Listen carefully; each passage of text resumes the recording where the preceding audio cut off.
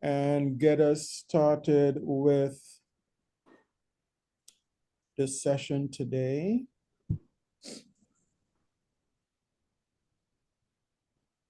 All right. I think everybody could see my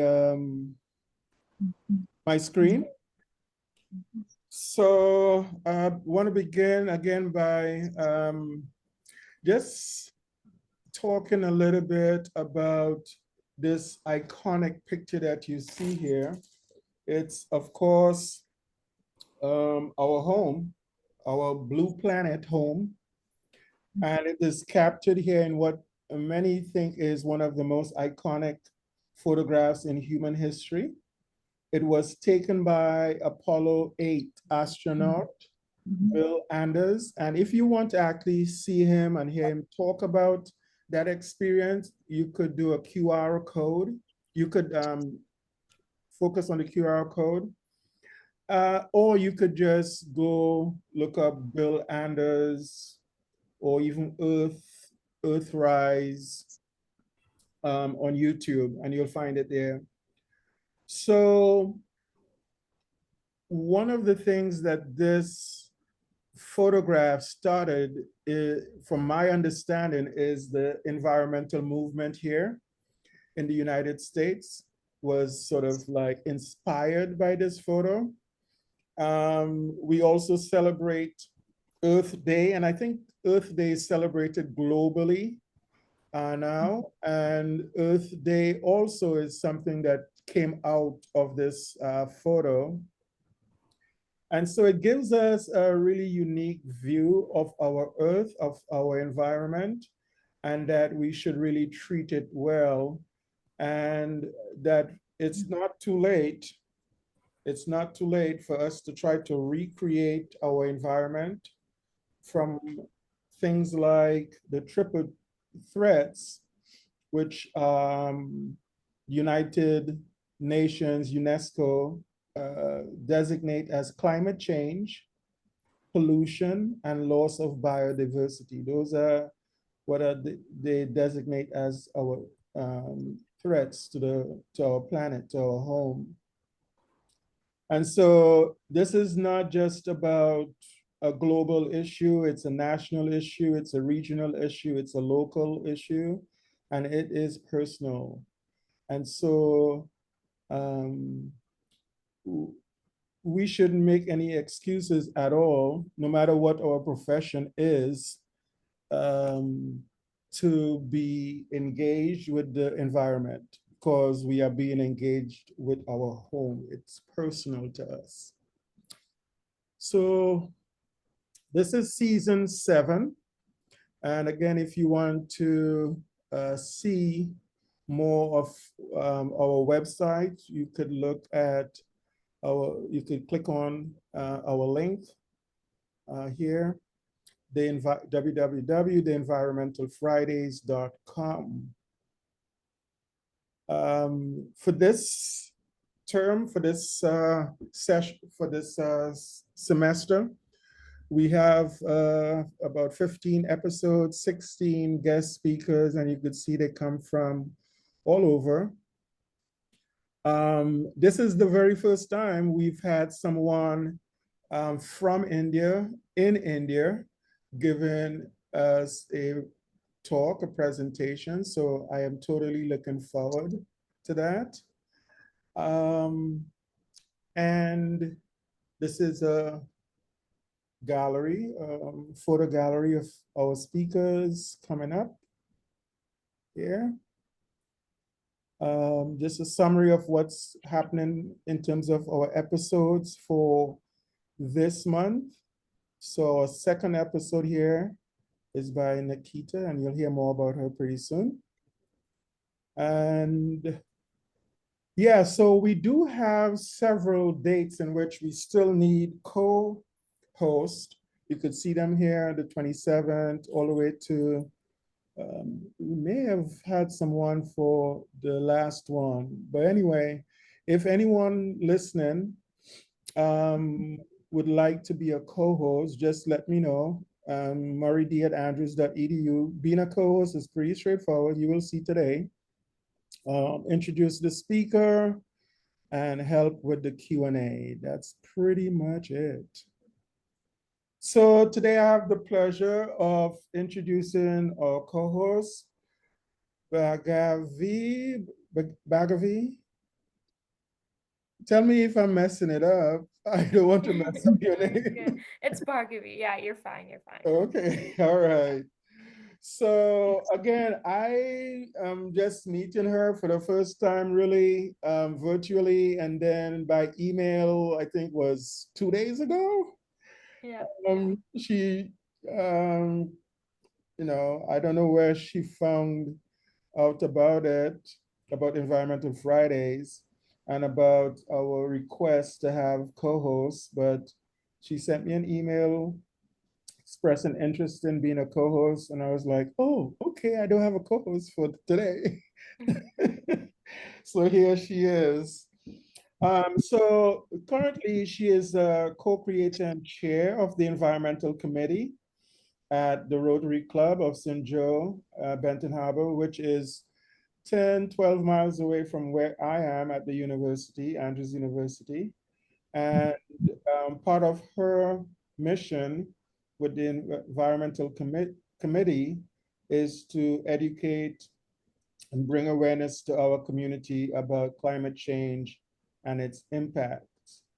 She has a major in biomedical science, a minor in anthropology from Michigan State University.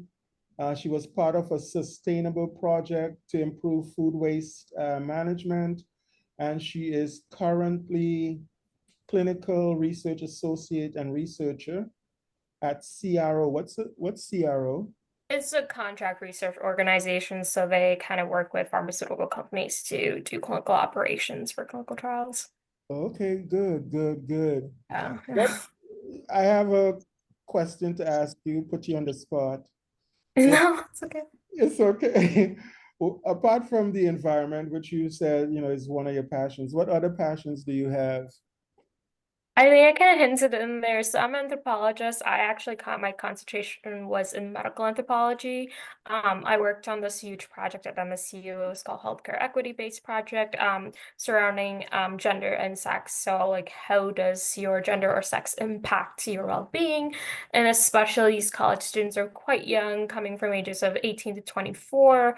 A lot of them are people of color, and kind of talking about their experiences in their community, the physicians that they've interacted with, how a lot of times their illnesses would be just kind of marked as hysteria and just put it into back burner, and they weren't treated that well. It all started with a project in one of my classes about how Black women get misdiagnosed so often in America, and then we kind of branched it out to the student body of MSU. We were able to bring some changes into the way students are seen at our local student clinics, including Oland. If you ever go to MSU, that's one of our biggest clinic that serves students there. And we had brought up the idea of also learning about students' socioeconomic backgrounds, their interests, and how their living condition, especially at MSU, impacts their well-being, because we do have a river going through our university, and a lot of times their water quality is not that great. So kind of a lot of it was focusing on that. A lot of it was also it's a board that we have created. It's still ongoing at MSU. I'm no longer part of it since I've graduated and moved on, but I support sometimes some of the projects there. But two of the projects that I kind of led was, water quality and food waste management. And now we have compostable napkins with, like, you just combine your food waste, compost them, and then it goes out to our MSC farms that are nearby in East Lansing. Oh, So I just kind of love to build on that. okay, that sounds good. I didn't put you on the spot at all. You, Yeah, yeah. you I just, love I love anthropology and also okay. all of its intersectionalities. So yeah. All right, very good. So now it's your turn to introduce our speaker for today, our guest speaker. Yeah, of course. So we have our speaker is Nikitha Iyer, and she is an educator, a biodiversity analyst, and currently works at Center of Environment Education in Ahmedabad, Gujarat, India, I believe.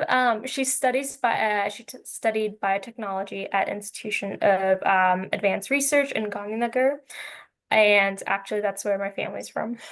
Oh, for Yeah, real?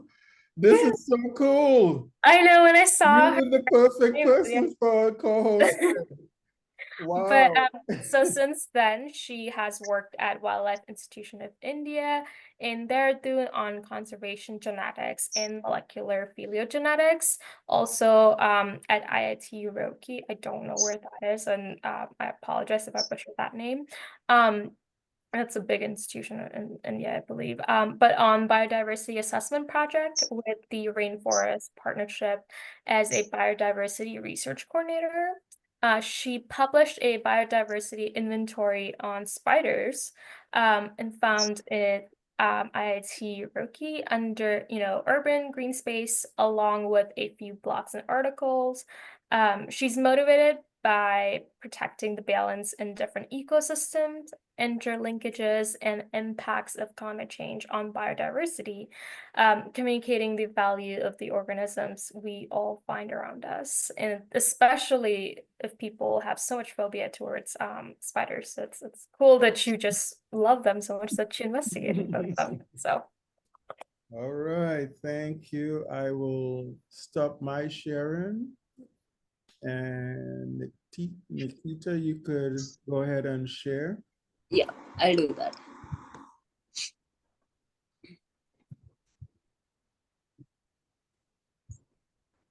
Thank you so much, Bhargavi, for your introduction. Is my screen visible? Yes. Yep, we can see your See screen. it. Mm-hmm. So as a gist of whatever Bhargavi mentioned as well, I am Nikitha Iyer, and I am a very passionate environmental advocate with a wide background, coming from biotechnology to conservation genetics, and now finally to sustainable education, environmental education. And I have had the privilege to be associated with CE, Center for Environment Education, which is celebrating the 40th year of its establishment as well this year. And I happened to join in the right time, I guess. My passion to this field has grown from my work by working with grassroots communities and helping guide climate actions to schools and colleges. So, yeah, I am sorry for everyone who has arachnophobia here as well. This is a giant wood spider, which is which is endangered. So yes, as the introduction says, I have been tracking spiders in the wild, and now I've reached a stage where I guide climate action in schools and colleges. So today, I'll be majorly talking about effective environmental conservation, from local handprint actions to global networks. And we'll also explore how personal everyday efforts can scale up and contribute to the larger global networks in itself. As Desmond was mentioning that before, like it is personal. No matter what happens, the triple planetary crisis, everything that is happening around you, everything is personal, and it comes back to your actions. So again, everything comes back to our lifestyles, our actions. So yes, our actions do matter a lot. As I really love the saying that Earth provides enough to satisfy everyone's needs, but not for anyone's greed. And this is a saying that has always resonated with me. So I have been working directly at grassroots level with children and communities, and I've seen the first-hand effect and impact, and how personal and localized actions can actually grow into larger movements, inspiring next generation of environmental stewards. So I'm sorry, I'll go back to this. So as you see in this image, or the video rather, we have deforestation that is happening at a very wide scale right now. And we are losing almost one football field every second. And we are also losing one species every 15 to 20 minutes, and that has increased 40 times in the last 50 years. So all of this is somewhere threatening the ecosystems, the intricate balance in the nature. And climate change again plays a very important role. It is affecting everything from the normal weather patterns to the food security. And I generally, whenever I talk to children, I begin my sessions by asking, what if tomorrow there's a headline that all of the spiders go extinct? And some of the children are happy. They are the ones who have arachnophobia as well. But other than that, they do somewhere understand that a species, no matter what the size is, plays a very vital role. And even if we don't have immediate impacts of losing spiders overnight, we do have impacts in a very long run. And it does impact us no matter where we live. And every action we take, big, small, it contributes to the global issues. But we all are familiar with all of this. We talk about how thinking global and acting local, but often there's one of the biggest hurdles in environmental conservation. It is not all of this what I just mentioned, but along with it, it's apathy, because the feeling of being too small to make a difference plays a very, very, very important role. Or it may be because of the overwhelming nature of the global issues around us.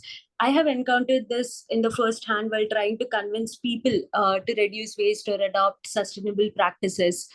And lack of awareness and the scale of this problem makes us paralyzed. But that is where I come in. Like, that is where my entire work comes in. I have learned that local actions, however small, can combat this sense of helplessness. And when connected to the global narratives, it just creates a ripple effect. So one more very important question that, like, I just want to put forth. It's an example that I always think about, and honestly, I still don't have an answer to this. So development is essential. It is very essential. In this example that I usually give, this is by one of the programs run by CE, and it's called CKB, CE Ka Bioscope. And I go to the schools and I teach in this program. So what I ask my students is, there are two cities and there's a virgin untouched forest. So we want to connect, we want to build connectivity between the two cities. One way is going all the way around 40 kilometers, and the other way is through the forest 10 kilometers. So it's a question that we always tend to think about, that which can be easier, cutting through the forest, deforestation, loss of biodiversity, or going all the way and increasing the carbon emissions. So I think development has always put us in this dilemma. And what exactly went wrong? Like, why is there such an urgency for conservation? So historically, if we see all the traditional societies, they lived in harmony. Okay, all the civilizations and all the empires that were set up in ancient times, they all came up near rivers. There was a balance. And in nature, everything is cyclic. So all the systems are cyclic. We have so many different cycles. We have the carbon cycle, oxygen cycle. So nature has its own cyclic world. And whether the indigenous farming methods or the way the communities manage resources, practices, it all ensured that nature replenished itself in time. However, with the onset of industrialization and urbanization, the shift towards more modern lifestyles, we moved away from the cyclical towards the linear growth of living and the new regenerative way of living. So as you can see the transition, we had a linear growth there as well, but it was amidst nature, amidst the surroundings. But now it is only a vertical model of growth that is extending and extending, and I don't know till where we'll go ahead.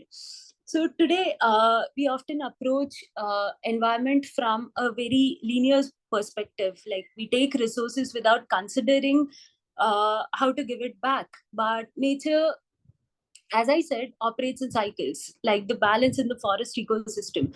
This disruption has a lot of far-reaching consequences. So the only question that I ask is, are we the only ones who are the most supreme in this planet, or are we actually coexisting and sharing the planet with others?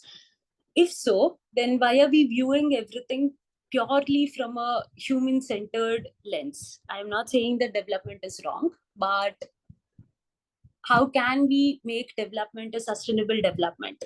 So it's time that we rethink our relationship with nature, and also challenge the modern mindset that sees the earth as just an endless supply chain. So lately we have all emphasized on the human perspectives. So it's just a human-centered definition of development or population. Every 1 billion population is being added every 13 years, which is a lot. And despite reaching the carrying capacity, there are a lot of theories that go in and around population and development. But we have to make that shift from an anthropocentric view to a very ecocentric view, where we can create that balance. And this is one of my favorite quotes from Atharva Veda. There are 4 Vedas, and this quote reads, "Whatever we take from you, O Earth, may that quickly regenerate. May we not damage thy vital habitat and heart." So this is something that resonates with each and everything that I always say. But all of this aside, like, what does it have to do with me? You're going for the newspaper, right? Sorry? Yeah. So what does it have to do with me as an individual? Like, what is my role? What is my role in this entire larger picture? So when we buy a single cotton t-shirt, we rarely think about the 2,700 liters of water that went into its production. And we overlook the resources that we just lock in the cupboard every time. And everybody does that. Okay, shopping is a therapy for a lot of people as well.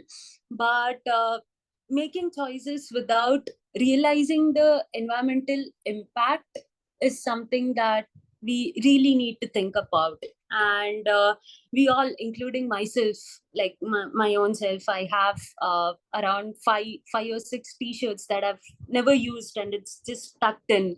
I've never used in the last 6 months, but it's there in the wardrobe. So we are just locking in water, I guess. Well, most of the children I talk to, we generally talk about air pollution, we talk about water pollution, we talk about noise pollution nowadays.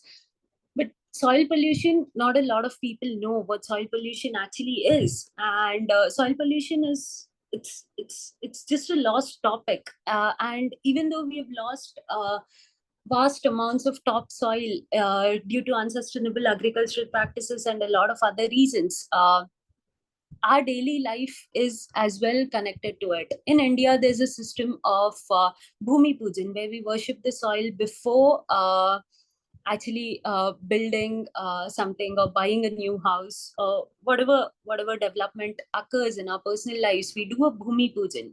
So why not bring those practices back and actually do something to conserve these natural resources that we are losing at such a vast, wide range? And it is not just happening somewhere far away from you.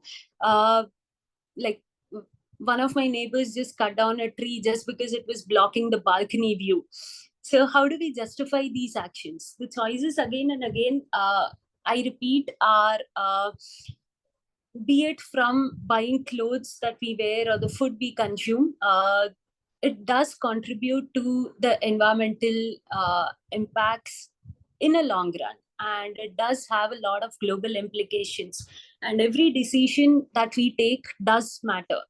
And the first thing that whenever we fight with our parents, or we have an argument, the first thing that comes out of our mouth is, I'm not going to have dinner, or I'm not going to have lunch. You do whatever you want. And we don't realize that 1/3 of the global food actually goes to waste. So bringing in those perspectives again is very crucial.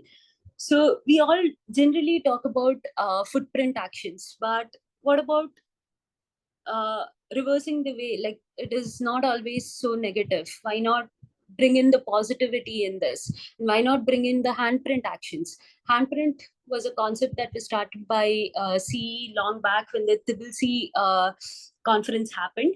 So handprint is CE's it's CE's baby, and handprint basically talks about the choices that we make, and the choices that we take to reduce our emissions. It's the other way from the footprint. Our footprint generally represents the harm we cause to the environment, but handprint is how positively we try to counter those efforts. And the main goal is to understand how each of us, we are all like those tiny Lego bricks, and we all create a big planet. If joined together properly, we all create the planet Earth. And by increasing handprint actions, we add to the beauty of what we saw in the very second slide that Desmond had to show, the blue planet as it is. And when we consider the concept of ripple effect, it is clear that from small local activities, they can spark significant global change. But as I said before, they're just somewhere lost in translation. So what exactly is happening? Maybe we need to bring in the shift from the standard ideology of my room. I can keep my room clean, but what am I doing to keep the planet clean?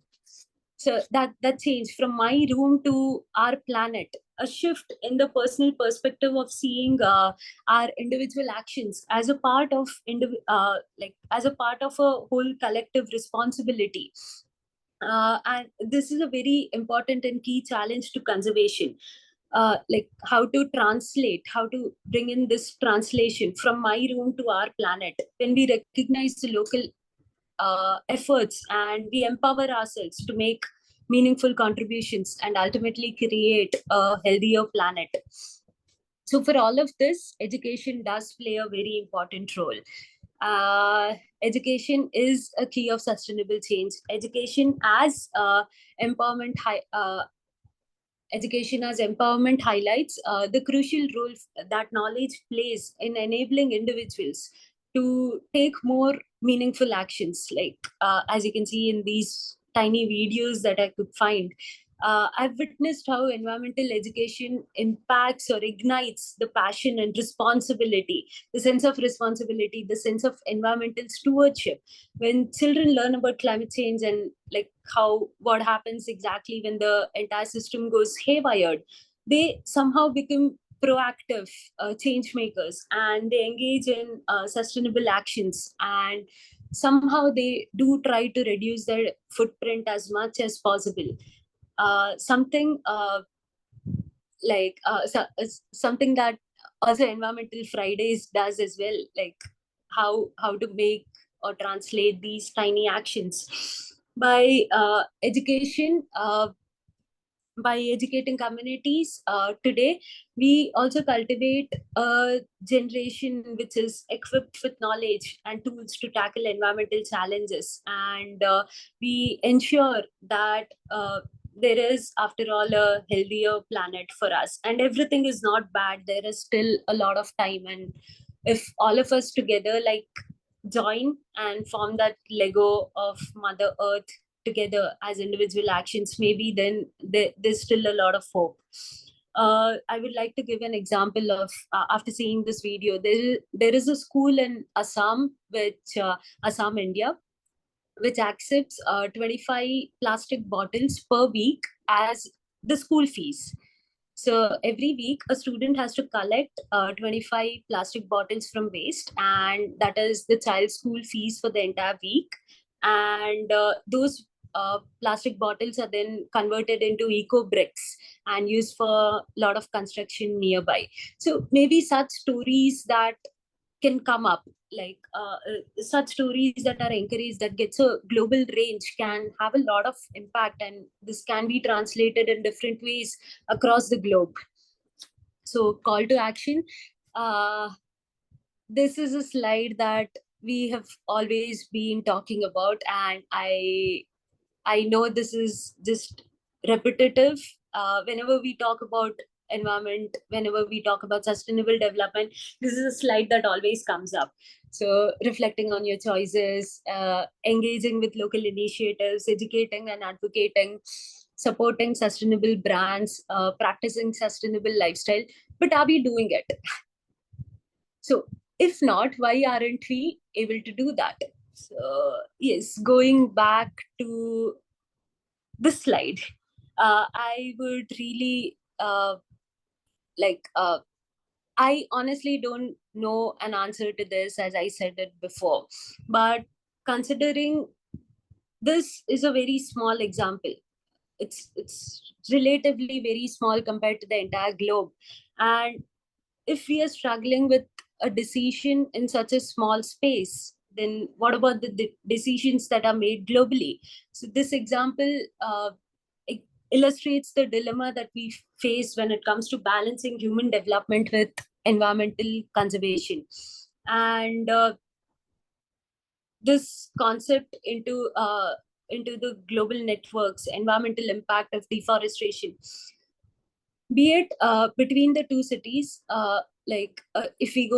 if we choose the 10 kilometers, we are cutting down trees, it is causing deforestation, habitat loss. If we are choosing 40, it is causing air pollution, noise pollution, and a lot of other emission sources as well. So these are not just some local issues. This is an entire global network, a global crisis, and the entire world is actually facing this dilemma right now. So global frameworks like SDGs are designed to actually look into such global environmental problems for us, and local actions and how they should align, and or how the decisions that we take align with the SDG and the different targets. But for all of this, we do need the correct awareness and the correct sense of education to actually translate this. So again, role of education in environmental conservation is really important when you're able to connect your personalized actions to broader environmental impacts, and then actually going and implementing the actions to see the tangible effect. We are not separate from nature, we are just part of it. So in summary, what I would like to say is, we saw how environment friendly actions and how local efforts can convert into global networks. We also saw that how education actually empowers individuals and drives the sustainable development, making creating this tangible impact from the personalized rooms to the planet.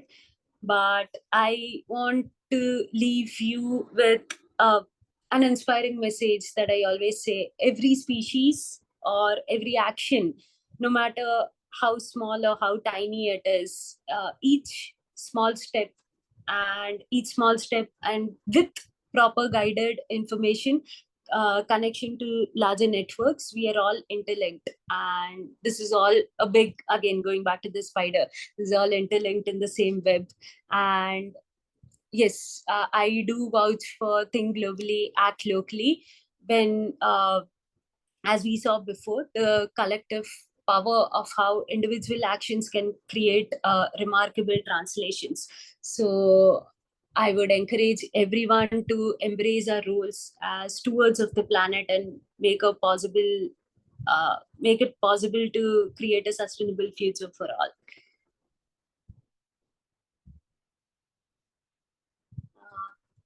How do I? Thank you so much for listening to me. Thank you very much. So Bagwavi, would you want to Question? start? Hold on, Maria. Bagwavi, you want to say anything?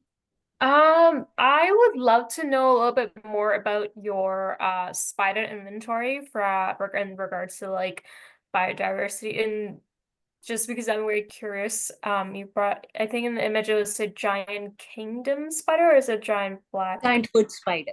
Yes, that one. It looks very majestic, but I don't know how dangerous it is to us. So I would love to know more about it. Yeah, so that spider has a very special quality right now. The spider silk from that spider is actually being tested by the army to build bulletproof vests, which are 6 times lighter than the current vests that are being used.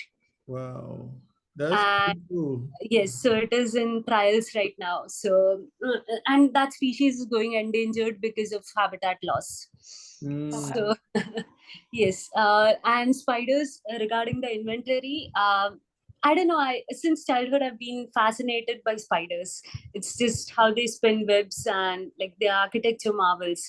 So the inventory that I did is spread in a 60-acre green space campus in the Shivalex.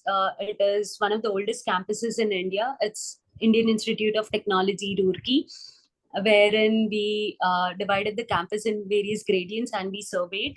And despite the constant pruning of the bushes and shrubs and everything, we still could find around 60 species of spiders, which was very surprising in that particular area. And despite constant movement of humans and the pruning of bushes and everything.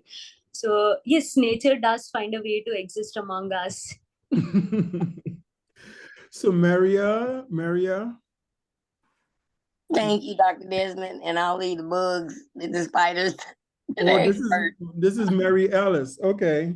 Yes, my question to Nikita, I hope I pronounced that right. When it comes to the plastic that you all are using as brick, are you mixing it with some other substance? I remember seeing glass being shredded, well, crushed up and used into mortar out in Las Vegas. And it brought a sparkle about, to the building itself. But when it comes to heat, with the earth, getting so hot, to be utilizing plastic, I mean, the worst case scenario, we'd all melt and be preserved. But is there some type of scientific research been done on how much heat that those plastic brick can take? Yes. So there has been a lot of scientific work, and I think they are also filing for a patent soon. But yes, the place that I did mention has been facing a lot of severities in the heat wave conditions as well. So this is with respect to keeping everything into consideration. They are finally trying to just utilize it. So it is not only for creating the houses or the infrastructure, but it is also for roads. So how can these bricks be translated to build more roads as well, roads and bridges and all the other things. So it is overall trying to prove as an efficient product as well. But yes, we do have to see how tangible it is with respect to the heat resistance. Yes, that is something that has been taken into consideration, but yet again, we have to see how that works. So that to me was like one of the things I was like, wow, this is pretty innovative. So that the students take collecting bottles, plastic bottles, and that's the way they pay for school. That is cool. I mean, it doesn't have to be plastic bottles, but the whole idea of doing that is one of a really interesting way to conserve, if you will, the environment and to mitigate pollution and stuff. And it also teaches the students. I mean, so many different things that could come out from that simple strategy. And now they have also, so they're slowly expanding. So it is from only plastic bottles to also the lace packets, the wrappers from other packets as well. So they are collecting that as fees as well. So it is not only the plastic bottles, but now they are slowly expanding to this. So yes, that's a really innovative way of. It is. Yeah, and it's something that could be copied across the world. You know, it's really cool. So Dr. yeah, please. No, I was just saying that was one of many things I was very intrigued about. And I was hoping that maybe, I know you said, Dr. Murray, you had to be off at 10:30, but if she could give us examples of what they're doing there so that we can consider it here in cleaning up our part of the world and recycling with some later. If she could like maybe make a checklist or programs of how we can do the same here if it's not already being done. But again, thank you for sharing with us. Right. So the students, the persons that you engage, what age groups are you mostly dealing with? Younger kids? Because you said you work with them. Like, are you in schools with them? Could you expand on that? Yes, so I do teach environmental education, and I work in schools. Mondays and Tuesdays, I'm in the schools with them. And other than that, What I do age go groups? middle school and high school. So that's like, so for middle school, that's It's around 10 10, starts. okay. Yeah. And all the So way to high school. all the way through high school, and I also go to university. So we have another project called SDG Handprint Lab. So where we engage with university students, and we give them the set of targets based on SDGs, wherein they select a target of their choice, and there is a field area where the students actually go and like they do basic surveys, and then they actually find out ways to mitigate through, come up with solutions, and go and implement those solutions in that field area. So we do have projects of those sorts as well. And so I've engaged with university students. Plus, I was also part of UNESCO, the Greening Education Partnership, when we wrote the Green School Quality Standards Report and the Greening Curriculum Guidance as well. Along with that, I also work in writing the textbooks for the next generation. So we are planning to include more and more environmental education, and we have, according to the Supreme Court of India, it's a mandatory subject right now. So yes. So all the students from like elementary to high school, yeah. everybody now has to study Yes. environmental science or something. Yeah. Okay. So I am assuming, I haven't looked through your website completely, but I'm assuming some of the ideas that Princella was the one that's asking about a list of ideas. I'm assuming some of your ideas and projects are on that website or Yes. in the Facebook page. Okay. Okay, so we could take a look there as well. So I am pretty sure you know of the book called The God of Small Things. I do. Yes, it's one of my favorite books by Arundhati Roy. And she has been a strong environmental activist. So do you have anything to say about not just her, but about the state of environmental awareness and environmental, progress in India? So in India, I mean, I think everybody lives in a much more sustainable way than the other countries. So if you see the carbon footprint emissions per person per year, it is close to 2, which is below the global average as well. Okay. And I think mainly it's because of the old traditional practices that are still somehow we are trying to preserve those. Okay. So that translation is not entirely lost. And we are still trying to preserve all those practices, all the traditional indigenous knowledge systems. So India is rich with community-based conservation practices as well. And those practices are now coming out in the limelight as well across the country. So using all of that, I think everybody here is in a way more or less an environmental activist. So every person here, and that is kind of embedded in us. Okay. I would just say that.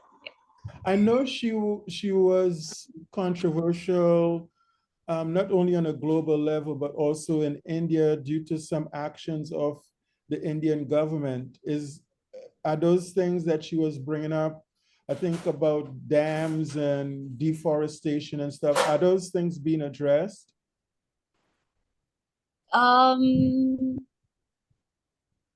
They are building dams, yes. So there is deforestation happening, but the communities, we are still, the government is still trying to find a way to move them in a way that they are not entirely displaced from the natural habitat as well. So we are trying to mitigate through the situations in a very correct, and that too in a very environmental friendly way. But again, that goes to my slide, the dilemma of development. Right, that's exactly. I think a lot of countries are facing that. How do you do development and do it in a sustainable way that doesn't have a disastrous effect and long-lasting effect on the environment? So it's an ongoing struggle to have those two. I am curious with your example about between city and B. Whenever you bring up this example, did anybody ever like come up with a solution or a suggestion that you could share with us? Anything interesting that people kind of brought up ideas on how to actually not do deforestation, but create more of an easier and safer pathway between the two cities? Yeah, so one of the students actually answered that maybe we could choose the 10-kilometer road, but instead of entirely causing deforestation, we can transplant the trees, but in the same habitat by expanding the forests. So the forests, even if it is virgin untouched, like we could just expand the forest a little bit, more area for the forest, and go through them, and like by creating like a transplantation sort of approach. So that was one innovative way that the child is in 7th grade, and the child did say that. So yeah, that I was surprised by that. The other kids, being kids, they said we need to build helicopters, like from one side we could just fly all the way to the other one. But yeah, that I think the kids were just being kids. So yeah, this was one interesting answer that I got, but that is an answer that I've been searching for myself as well. Definitely. I did hear one time in the past, some of the cities in India, especially in the down south, they use their food waste to create biofuels. I don't know if you've heard of it. Could you actually kind of tell us, because I know that in America we deal with a lot of food waste ourselves too, and especially here in Michigan as well. And at MSU, one of our goals was to create a compost. And I would love to learn ways how you guys have adapted to kind of turn it into biofuels. So if you want to kind of expand on that. So I can tell you the little things that I know about this, but yeah. So there's this one vegetable market down in South. It's in Andhra, where to deal with the food waste, they actually use the same food waste. They power the same vegetable market using the food waste. So it's like an entire cyclic system they've developed in themselves. Like the food waste from the vegetable markets is like translated back, and it generates power for the same vegetable market in nearby places. So that is one of the examples that they're doing here. But other than that, there are a lot of startups in India. I don't know, I'm deviating a little bit, but yeah, there are a lot of startups in India which are using all the agricultural waste to develop products. And we have a new range of sneakers made entirely from banana peel waste. Wow, that's pretty cool. Yeah. Yeah. So yeah, that is there. And like it's a whole wide range of sneakers. And we also have a lot of other products that are created, like sneakers from molasses, sugarcane molasses as well. So yeah, like interesting wide range of products. And there is one more company which started making bags by the plastic wrappers. So I have certain amount of plastic wrappers at my place. I can just send it to them, and they will slowly cut it out into, like, they have a system of making threads from that, and with those threads they build plastic bags and purses and clutches and all different sorts. And Wow. it's really multicolored because they don't do any adulteration, they don't do anything. It's just cutting it from the wrappers and actually keeping it in itself in the original form. Oh, okay. Very Yeah, nice. there are a lot of ideas to explore around here. Ideas and companies, it sounds like us trying to address a number of the different environmental issues in innovative, but also like commercially viable ways. Yeah, we have a question in the chat. It says, or in India, are they using geothermal energy? In India? I am afraid I don't know an answer to that. Okay. I'm sorry. Yeah. Not a problem. That's what I tell my students to do. If you don't know, don't, try to like make us feel like, So that's totally fine. That's not my topic. So Yeah, that is totally fine. Other questions or comments from anyone else? Real quick, Mhm. can she share later where we can purchase these sneakers made from banana peels and Okay, sugarcane molasses? okay, yes, yes. I can do that. I can actually type my email address in the chat as well, so that you can definitely send me an email anytime, and Yeah. I will get back to you regarding the details here. Yeah, Thank you for everything and for I have sharing. yes, I have your email address too, so we could share that from my end as well. Yes. Yes. All right. If no more questions or comments, we want to thank you very much. And yes, hopefully your video here will go global.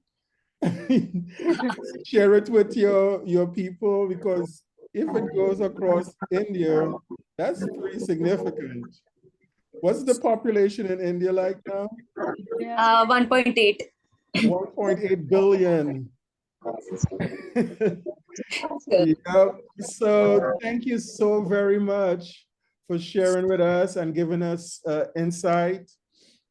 And hopefully others will follow so that we could keep learning more about the environmental situation in India. Thank you so much. And we will end here for today. Next week, we will be back. If it's Friday, it is Environmental Fridays. Thank you so much. Thank you to my Thank you, Dr. co-host. Murray. Thank you to our speakers and our hosts. Yes, Stay thank you. safe, everyone. It was great. All right. Thank Thank you so much. you. Thanks. Take care. Bye-bye. Bye. This video will be up pretty soon too, before the weekend is out. Thank you so much. All Thank you right. for joining us. Have a good night. Bye. All right. Yes, have a good night. Yeah. Yeah, it's What is dinner. it? Is it 8 o'clock, 9 o'clock now? It's 8 o'clock. 8 dinner o'clock, okay. All right, Thank you take for care. joining us, though. Yeah. Thank you Thank so you. much. All Thanks. right then. Take care. Bye-bye. Bye. Thanks. Bye.